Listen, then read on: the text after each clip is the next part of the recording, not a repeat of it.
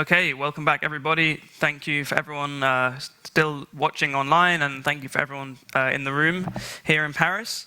We have a very important discussion at the moment about to start now. We've got one guest on stage and three joining us online. Before I introduce them, I just want to sort of set the scene a little bit. And this, it may seem a little bit niche, but actually it's the opposite. Soils, which is what we're going to be talking about, are they're the basis for everything, and they're also a very hot topic at the moment, policy-wise, in the European Union. So we have an updated soil strategy coming from the Commission around Christmas. So it's almost like a Christmas present for all of us here on December the 22nd. And the Commission is also fleshing out its carbon farming ideas and agenda.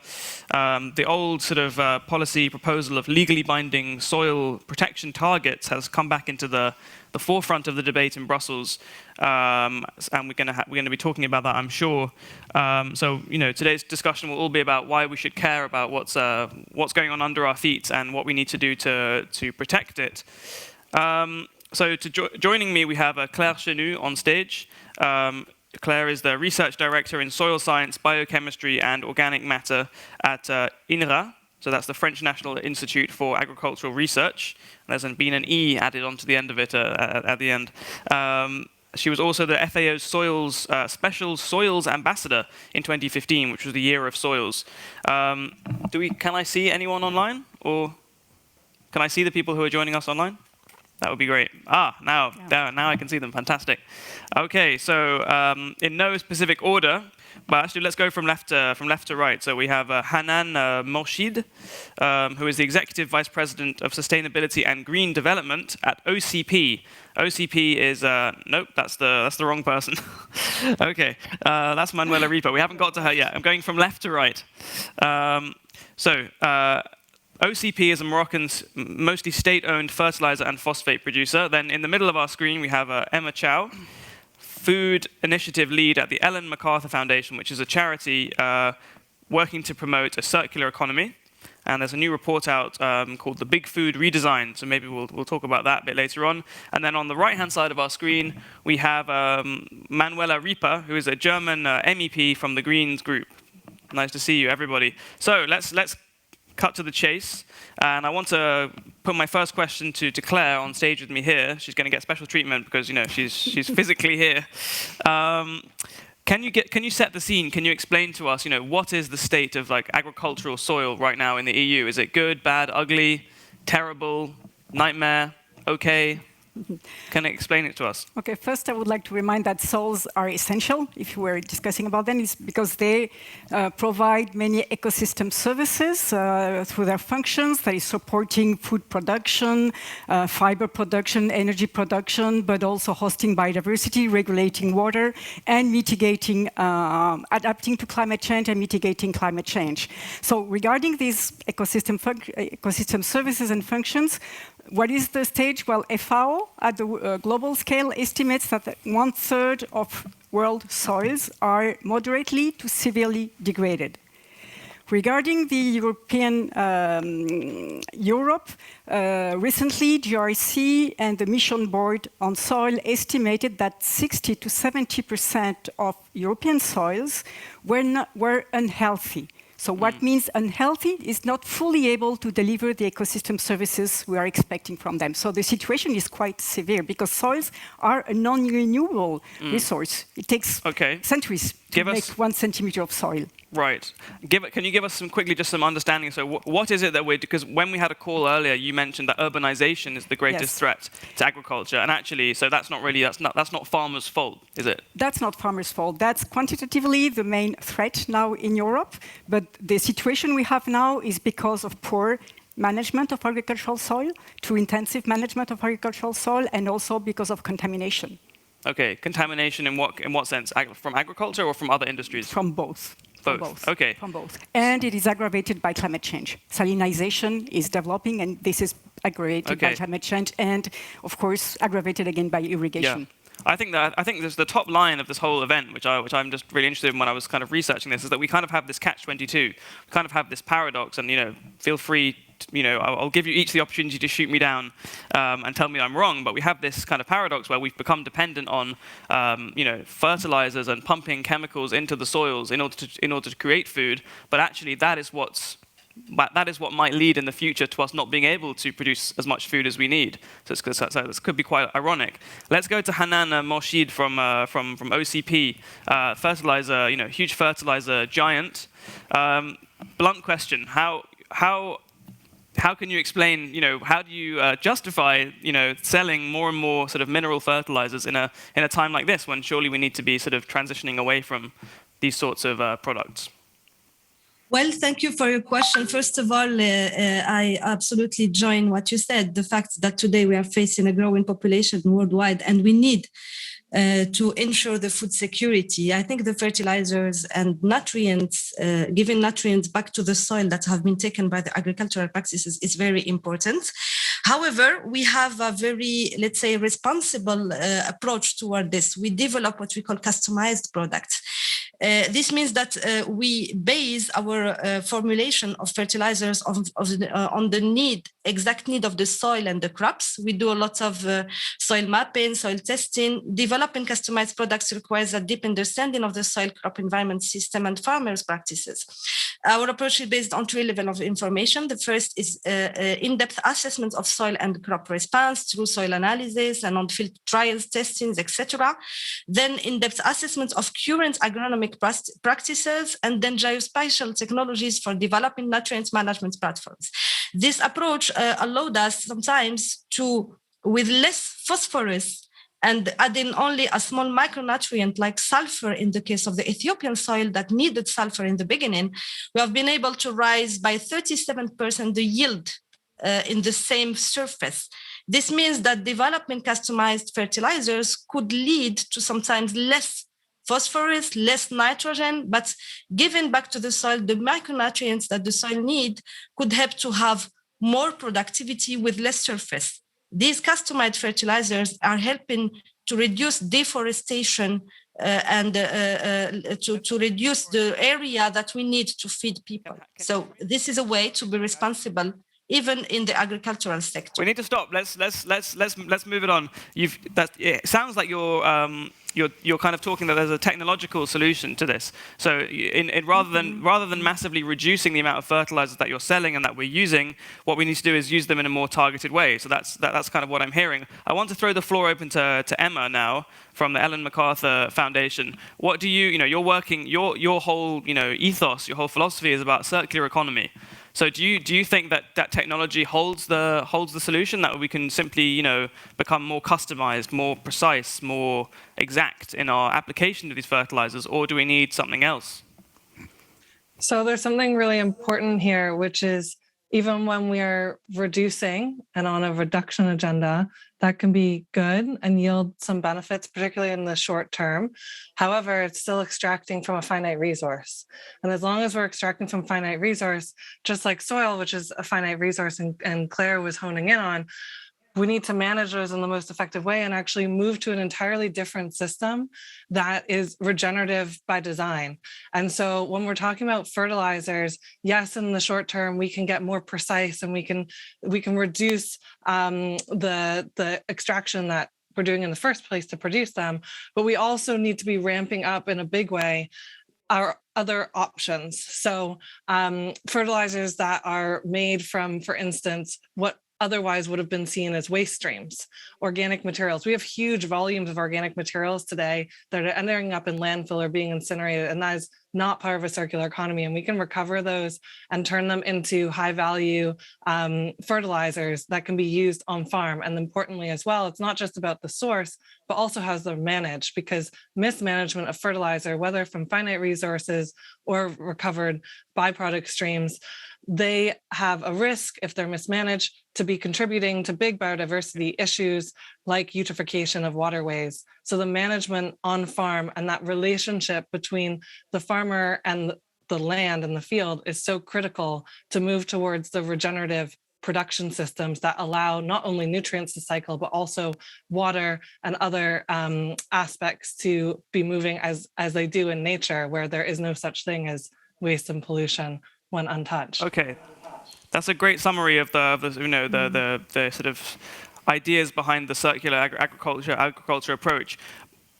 I want to keep talking about the idea of the idea of how we're managing the soils and the sort of ecological aspect of it as well. But of course, we can't avoid that this is a political subject as well, and it's becoming increasingly so in Brussels. So I want to bring in Green MEP Manuela Ripa here.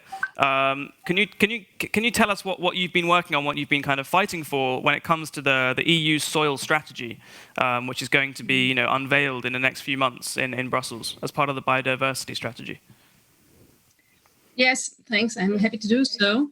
I mean, knowing how important healthy soils are for our survival, Claire already mentioned it, and I want to maybe rephrase it. It's 60 to 70% of our soils are unhealthy due to current management practices. So this is really a huge threat in Europe. And the situation is the following. We have an EU legislation on water, we have an EU legislation on air, but we have no legislation on soil. And the protection of soil biodiversity is absent from most environmental protection legislations and is absent in the main EU Common Agricultural Policy legislation. And there was an attempt 15 years ago from the Commission to propose an EU framework for soil that was supported by the Parliament, but was blocked in Council by a minority of member states, above all by Germany and France for 8 years. The lack of a comprehensive soil EU legal framework was identified by the European Environmental Agency as a key gap. And what we definitely need to do is a change. And let me describe you my situation. On behalf of my group, I negotiated the soil protection in the first half of the year in the Parliament resolution with a clear target to finally have a binding European soil protection. And it was a strong fight because even having all scientific evidence that we need a strong soil protection, and it can only be achieved at EU level, and that it is not enough to leave it just to the member states. There was a big opposition from the German conservatives and a big part of the EPP. And why am I telling you all of this? Because we won in the end against the conservatives. We told the Commission to come up with a legislative framework. So the first step is done by the Parliament. But what is the Commission now planning? They want to have legally binding nature restoration targets in 2021. This year, they want to propose it. Yeah. But this is not enough. We need throughout the European deal to integrate a sustainable soil protection for healthy soils. And this needs a strong political will and courage among the big political parties. So we were talking about a biodiversity strategy, but if there is not the will of the politicians to do so, especially in the council, where they blocked the soil legislation for 15 years, we will not go on with the transition that we definitely need. Let me put just one question to you, because I reported on this when the EPP kind of the EPP group, the European People's Party, and the European Parliament kind of agreed with you and with a whole coalition of many groups to back the word legal being in this soil protection framework, and then they kind of changed their mind at the last minute. But the way they justified that, to take out the idea that it should be a legal framework and just be a framework, is that there's so much private ownership of soil in Europe. It's not like the governments own all the land. We're talking about people's own land, and should we really be mandating what happens in your garden, on your farm? Isn't that a problem? Isn't the private ownership of soils a hindrance to binding legal protections? No, I definitely don't see it as a problem, because in this resolution, we even wrote down to give people, private owners of land, money in order to restore their land, to make it healthy and not just use it in a not appropriate way. So I don't see the ownership a problem. And as I stated, the European Environmental Agency is saying it's not enough to do it just at a member state level. And we need to tackle our deficiencies that we have at the moment, the problems that we are facing, the climate change and everything. So we all need to work together, and we are happy to provide money for them, you know, so it shouldn't be a hindrance. Okay. Understood. I want to turn back to my colleague on the stage here, Claire, from INRA. You, as I mentioned in the beginning, you were an ambassador for soils. You know, that's a pretty huge position at the FAO, the Food and Agriculture Organization of the UN. That was only a few years ago. You know, if the EU doesn't even have a, you know, we're talking about the EU here, which is often kind of a global leader in terms of sustainability and green measures, green policies. If the EU doesn't even have a joined-up way of thinking about it, then, you know, can you tell us what does it look like from a global level? What you saw, is there much kind of joined-up thinking about soils around the world, or? Well, I think FAO is coordinating the Global Soil Partnership, and this has since 2015, and this has changed the situation in that, for example, they have defined collaboratively what is sustainable soil management. Okay. And there are guidelines for sustainable soil management, and very recently they have coordinated an effort from different countries to estimate the carbon sequestration potential in soils. Mm-hmm. So they are, and this is a joint effort of up to date more than 100 countries. So they are promoting increased attention to soil, also analysis of policies in different soils, right, and trying to develop the knowledge and the capacity to estimate possible changes.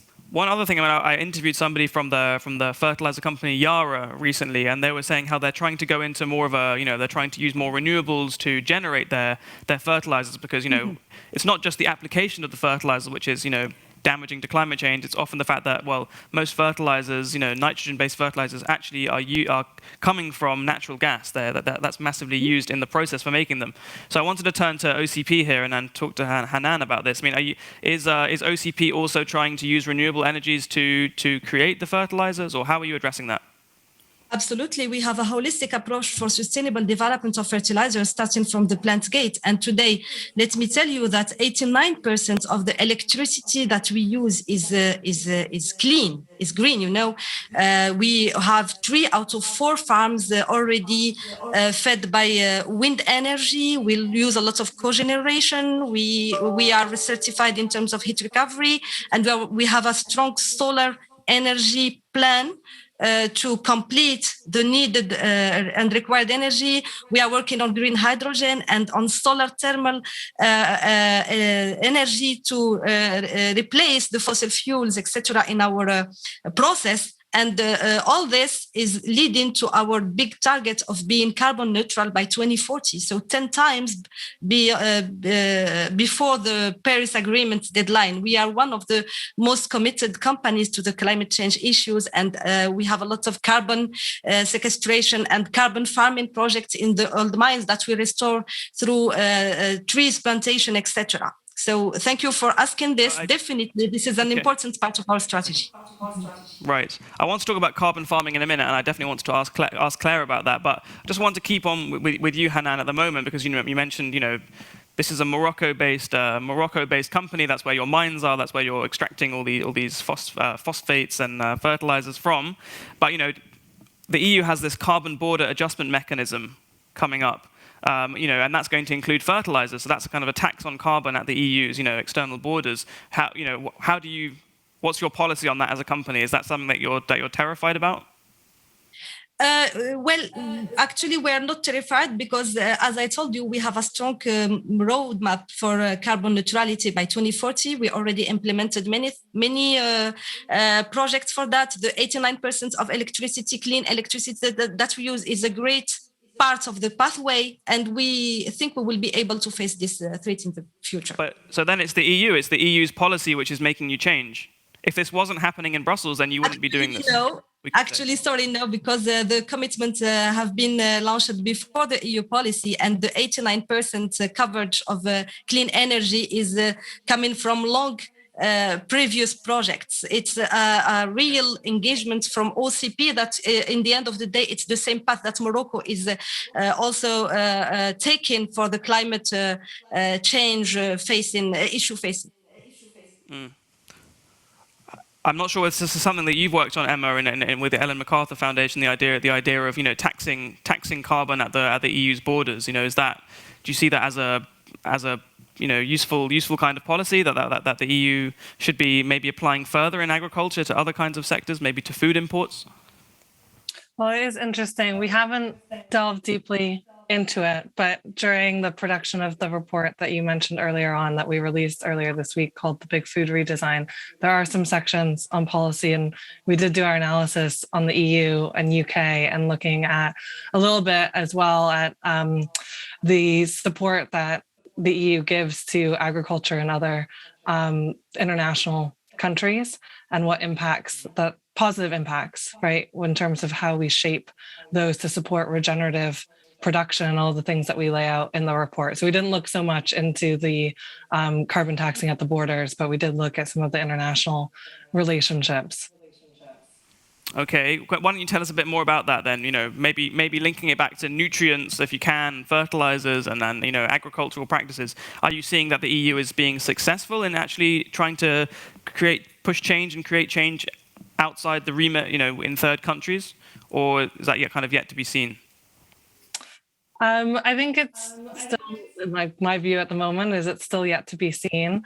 There's some interesting work when we look at how do you measure these outcomes and common metrics on farms. That's something that we issue as an action area for industry and policymakers alike to be developing common on-farm metrics so we can actually be judging what defines healthy soils. And then those can be incorporated not only to subsidy allocations and things like that, but also when we look at trade deals, et cetera.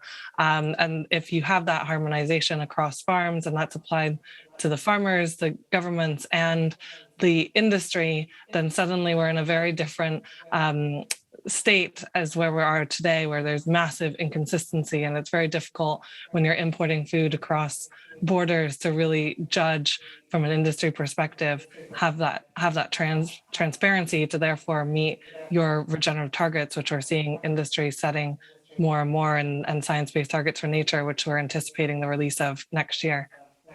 Right. Let's take it back to soil, as that's what we're talking about. Manuela, I wanted to talk to you a little bit about the carbon farming idea. So this is an idea about paying farmers kind of an additional subsidy, an additional dividend for sequestering carbon, for keeping it in the ground. But it's really in its infancy, I think, in terms of policy making in the EU at the moment. It's not very well fleshed out. We've got maybe a communication coming from the Commission. It was mentioned in the Fit for 55 package. Is this something that you're going to be working on, and what are you going to be pressuring the Commission to have in its approach to carbon farming? Well, carbon farming is one way, it's a good way, but as you already said, it's just an initiative, and we need to act now, exactly now. So I don't want to wait for another initiative. I don't want to wait for another plan. We have enough evidence, scientific evidence, what we need to do. And as I told you, healthy soils are the largest terrestrial carbon store. So we need to change our agricultural system. The Commission definitely needs to come up with a coherent and cross-cutting soil protecting legislation. And in the meantime, the member states have to act. It's in their hands also. We have the Common Agricultural Policy. They are now planning their strategic plans, and there the protection of soil needs to be put at the front. And also regarding the national energy and climate plans, also there needs to be a restoration and sustainable use of soils as a tool for climate policy. So don't get me wrong, the initiative is good from the Commission, but we can already act now, and we can already put measures in place now because we need it. I told you 60 to 70% of all soils are unhealthy. So let's work on it immediately and not wait for another plan. I suppose you'll be more able to work on it immediately if your party gets into power on Sunday, or in the ensuing coalition talks gets the agriculture ministry or something like that. So we'll have to wait and see. Well, let's not turn it into a German election thing at the moment. Just a second. Go on, Manuela. It's not my party. I'm from an ecological democratic party, so not from the Greens German, from the BDP. But I'm hoping that they will achieve something, because we need a strong German position in the European Council, as I stated already, because we need to change. And as France and Germany blocked the legislation, we need to change. And of course, I hope also that my party wins. Okay, yeah. Claire, let's go back to talking about carbon farming, because you definitely want to talk about climate mitigation. When you came up to me earlier. So do you see this? As I said, it's very much in its infancy. There's no standardized methodology yet for kind of calculating what counts as carbon farming. The framework isn't there. Certain companies have developed their own frameworks, but there's not a unified kind of agreed idea of how it should work. So do you see this as something which could be very positive? I see it as positive. And as Manuela said, I agree that we have enough evidence to implement climate-smart, sustainable management of agricultural soils. We do not have the measuring, verification, and reporting aspects. They are not ready. Okay. But we should not wait for that to implement the proper management of soils. And soils have a huge potential in terms of storing carbon. And this has been estimated at different scales. For example, in France, we recently estimated that what was technically possible could offset 41% of our agricultural emissions.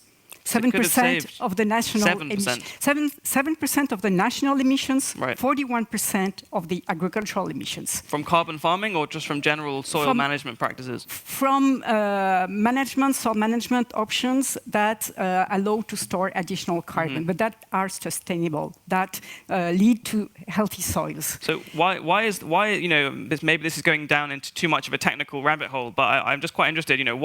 Given that we're in 2021, the Green Deal was last year. Why is it taking so long for policymakers and scientists to create these methodologies and ways of measuring? If I save X tons of carbon in my soil per hectare, it should be simple. You stick it into a computer, bam. Because we do not know yet the additional storage potential of a series of management options, because we have worked too much with single management options and not with agricultural systems. And this is something we want to do in the European Joint Programme I'm coordinating, the program Soil. Okay. So I think these are reasons. And yes, one thing that,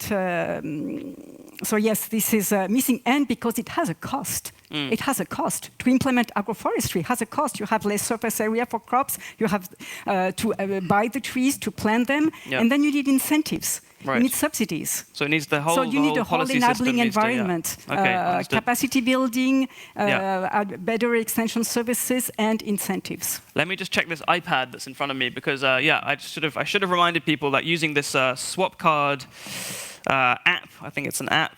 You can ask questions, and I've got a few questions already coming in here. Okay, that's quite a good one. Let's put that to Manuela, and that follows on neatly from what Claire was just saying. From Tiffany Stefani, how can farmers be incentivized to implement carbon farming practices? Is it just about throwing money at farmers, or is there a more nuanced way of doing it, Manuela? Mm-hmm. Well, first of all, we need, of course, to give them the economic incentive to do so. At the moment, we're just paying them for their land, and we're giving not enough money for the sustainable transition that they need. So they don't have the incentive to act. But if they would have the money, and the money is there, I mean, the budget of the Common Agricultural Policy is huge, then they would have a will to act, and they would do so, because a lot of farmers want to change. So another question here, maybe I'll stay with you on this one, Manuela. How can we reconcile the increased need for carbon sequestration without increased biomass? So it's basically, how can you still keep producing food if what you really need to do is keep carbon in the ground? Can those two things work together? I think yes, definitely. I mean, we need to use agroecology. Sorry for this strange word. And this means we need more organic farming, and we need the use of organic matters. So definitely, with more organic farming, we can achieve this. But maybe Claire can say more on this as a scientist. Bursting to come in here. Yes, I would like to add that we need to increase the biomass that returns to soil to increase carbon storage, but it's not necessarily the cash crop. Right. It is cover crops, it is hedges, it is agroforestry, it is service plants. So it's increasing the overall biomass. So it is agroecology. So it's not necessarily about, it's not, yeah, biomass can be more than just biomass can be more than that. And for me, as a soil scientist, the main reason for carbon farming is because soil organic matter increases soil fertility. Right. And if you increase soil fertility, you can have better and more stable production. So you said you can reconcile the two objectives of production and mitigation of climate change. We only have a few minutes left, so if people do want to get their questions in, I think we have 2 questions from 2 people here, but I think we can still get more questions in the last couple of minutes. I'm just interested. You said that it. Actually, hold on. I've changed my mind. I want to go to Hanan, and I want to talk to you about the carbon farming, program that you mentioned earlier. You said that OCP, has a program. So who's it for? Are you using it to mitigate the kind of less climate-friendly activities that another part of your company is doing? And which farmers are using it? So first of all, we started this program through our mining restoration process. We have a very strong and broad program for mining restoration. We already planted 4.5 million trees in our old mines, sometimes to enhance even more the biodiversity that used to be there before. And we started thinking about this restoration program as a way to mitigate our carbon footprint, especially in the scope 3, the indirect emissions. So it's mainly a way to achieve our carbon neutrality target, covering also our scope 3 and indirect emissions. We are also considering to work with the agricultural coalitions and agricultures in the field to help them to store carbon through some practices like cover crops, etc. In the agricultural activities. And we are working on biosaline agriculture as well, which is a very important task that is not enough discussed, but biosaline agriculture could be also a very important... I can't hear what you're saying. Saline. It's biosaline. Yes, biosaline agriculture for the specific Saharan areas could be also a very important tool to mitigate climate change. We have a lot of projects through our Mohammed Sisi Polytechnic University for large-scale adoption of new alternative crops from farms affected by salinity and for orphan crops, etc. Okay, that's very interesting. We only have 1 minute left, and I just kind of wanted to summarize all the different things we've talked about. We've talked about soils from the ecological kind of perspective, circularity. We've talked about the carbon border tax a little bit. Whether the EU is really influencing things happening outside its own realm. Maybe not so much for the time being, but it's remains to be seen. We talked about the carbon farming initiative and how we could really make that pay and how that could be kind of scientifically accounted for. And I just kind of wanted to give the last comment to Claire and to kind of as a scientist you've worked on soil for your pretty much your whole career or the majority of your career. If you had all the, you do have policymakers in the room, but if you imagine all the policymakers who work on these subjects were right in front of you now, what would your message be to them? That soils are at the crossroad of global issues, of many global issues. So until now, despite the importance of soil has never, and Manuela said it, has never been addressed directly by a proper legislation. And we have to put soils at the center because it allows, to cover different issues simultaneously and to discuss trade-offs and synergies. Okay, fantastic, loud and clear. I think we can draw it to a close there. I just wanted to thank Manuela, Emma, Hanan, and of course Claire on stage. It's been a really, really interesting discussion. I certainly know a lot more about soil than I did this morning. So thank you to everybody, and yeah, stay tuned. I think we've got. Hold on, let me check my notes. 2, 3. Yeah, I just got a lot of cards here. Yes, it's lunch. The good news for everybody. And you can even have lunch online. Those of you who are online, I'll release you. We'll be back at 2 p.m. with my colleague Gabriela, who will be interviewing the Spanish Agriculture, Fisheries and Food Minister, Luis Planas. So thank you very much for watching.